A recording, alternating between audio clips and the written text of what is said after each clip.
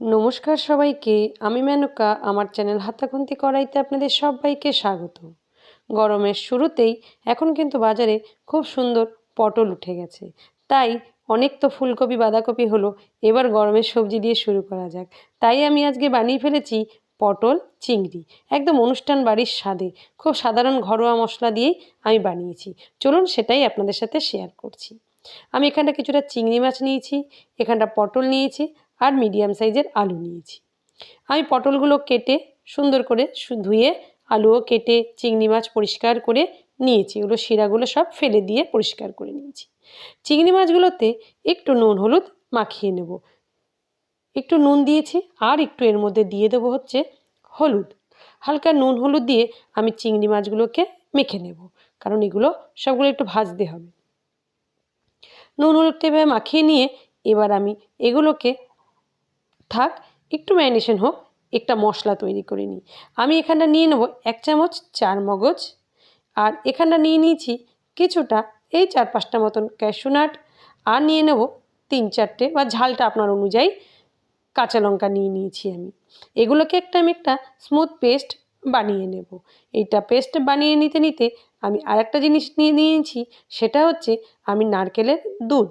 আমি হাফটা নারকেলের দুধ নিয়ে নিয়েছি, হাফটা নারকেল কুড়িয়ে গরম জলে গুলিয়ে দুধটা নিয়ে নিয়েছি। এবার আমি কড়াইতে তেল দিয়ে দিয়েছি ভাজার জন্য। আলু এবং পটল চিংড়ি মাছ সব ভাজতে হবে বলে আমি একটুখানি তেল 2-3 চামচ মতন এখানটা তেল দিয়ে দিয়েছি। আলুটাকে আমাকে একটু সোনালি রং করে ভেজে নিতে হবে। আলুগুলো দিয়ে আমি এর মধ্যে একটুখানি নুন হলুদ দিয়ে দেবো। নুন হলুদ দিলে ভাজাটা দেখতে সুন্দর হয়। নুন হলুদ বাদেও ভাজতে পারেন, অসুবিধার কিছু নেই। নুন হলুদ দিয়ে আমি এটাকে একটু এপিট ওপিট করে ভালো করে ভেজে তুলে নেব। আমার আলুগুলো কিন্তু লাল লাল হয়ে গেছে। আমি এইগুলোকে এবার আস্তে আস্তে তুলে নেব। আমি আলুগুলো তুলে নিচ্ছি।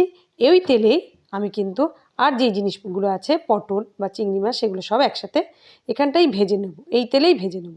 এই তেলেই রান্নাটাও হয়ে যাবে। এবার তেলটা কিন্তু আপনি আপনার বাড়ির প্রয়োজন মতন ইউজ করতে পারেন। আর পটলটা যখন ভাজবেন, প্লিজ এখানটা হাই ফ্লেমে ভাজবেন, যাতে পটল থেকে জলটা না বেরিয়ে আসে। জল বেরিয়ে আসলে কিন্তু পটল ভাজতে অনেক সময় নেবে, আর পটলটা তাড়াতাড়ি সিদ্ধ হয়ে যাবে। তখন ঝোলে দিলে কিন্তু পটলটা গলে যাবে। এখন তো মানে সাদা পটল, বীজ নেই এগুলোতে, তার জন্য খুব হাই ফ্লেমে পটলটাকে এপিট ওপিট করে একটু লাল করে ভেজে নেবেন।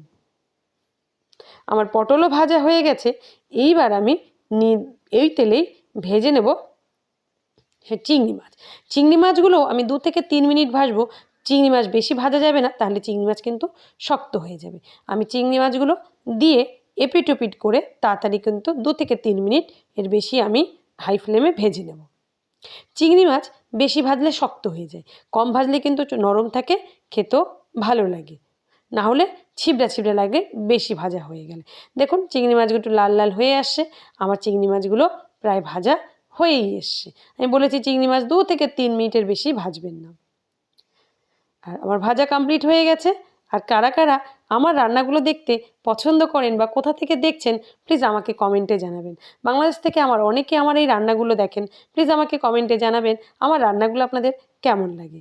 এইবার যেই তেল ছিল, সেই তেলে আমি দিয়ে দেবো একটু গরম মশলা, 1-2 টুকরো দারচিনি, লবঙ্গ এবং এলাচ, সাথে একটু জিরে আর একটা তেজপাতা।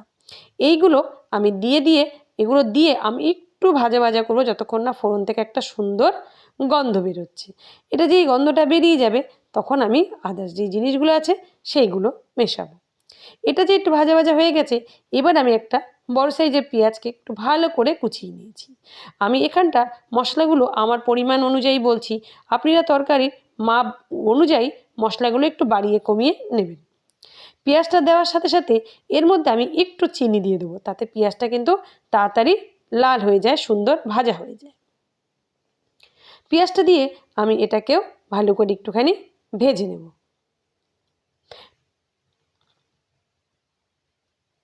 এটা কিন্তু তাড়াতাড়ি তাহলে ভাজা হয়ে যাবে। আমার পেঁয়াজটা দেখুন বেশ লাল লাল হয়ে গেছে। এবার আমি দিয়ে দেবো 1 চামচ আদা বাটা, 1 চামচ রসুন বাটা। এটা দিয়েও আমি একটু ভালো করে কষাবো, কেননা একটু রসুনের কাঁচা গন্ধটা থাকলে, আদার কাঁচা গন্ধটা থাকলে কিন্তু ভালো লাগবে না।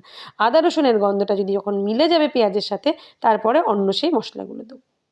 আমি এটা যেই ভাজা ভাজা হয়ে গেছে, আমি এখানটা একটা টমেটো আটি ছাড়িয়ে আমি এটাকে মিক্সিতে পিষে নিয়েছি। সেই টমেটো পেস্টটাও আমি এর ভিতরে দিয়ে দিলাম। টমেটো পেস্টটা দিয়ে আমি এটাকে একটু নাড়াচাড়া করে নেব।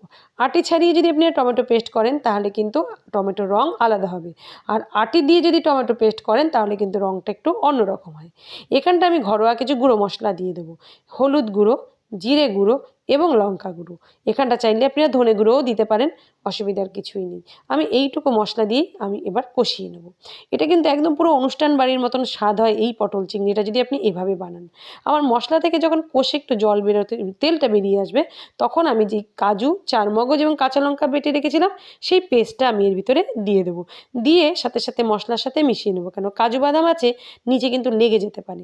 তার জন্য এটা বেশ খানিকক্ষণ আমি এটাকে একটু নাড়াচাড়া করব। এটা নাড়াচাড়া করতে দেখুন চারপাশ থেকে তেল ভাসতে শুরু করেছে। এই পর্যায়ে আমি দিয়ে দেবো স্বাদ মতন নুন আর 1 চামচ মতন চিনি। এটা দিয়েও আমি একটু ভালো করে কষিয়ে নেব। এটা কষানো হয়ে যাবে, বেশ আমার এটা কষিয়ে তেল ছাড়তে শুরু করে দিয়েছে। এই পর্যায়ে আমার কিন্তু পুরোপুরি মশলাটা কষে গেছে। এবার আমি চিংড়ি, পটল, আলু যেটা ভেজে রেখেছিলাম সেটা দিয়ে দেবো। আমার রান্নাটা আপনাদের জন্য আপনাদের কাছে রিকোয়েস্ট রইল, পুরোপুরি দেখবেন। এটা কিন্তু খুব সুন্দর একটা রান্না হয়। আগে টেনে বা আগে দেখে নেবেন না, তাহলে হয়তো কিছু মিস করে যেতে পারেন মশলা।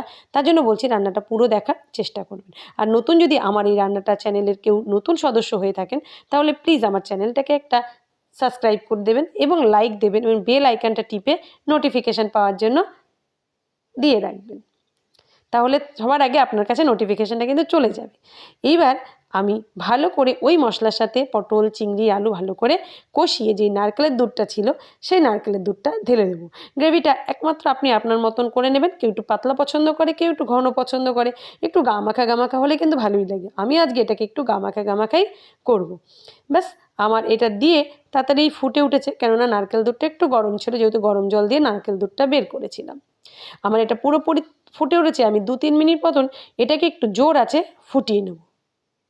এটাকে জোর আঁচে ফুটিয়ে নিয়ে আমি এবার একটা ঢাকনা দিয়ে 7 মিনিট আমি এটাকে লো ফ্লেমে রান্না করে নেব। 7 মিনিট পর আমার এটা প্রায় হয়েই এসছে। আমার আলুও প্রায় সিদ্ধ হয়ে এসছে, পটল, চিংড়ি সবই সিদ্ধ হয়ে গেছে।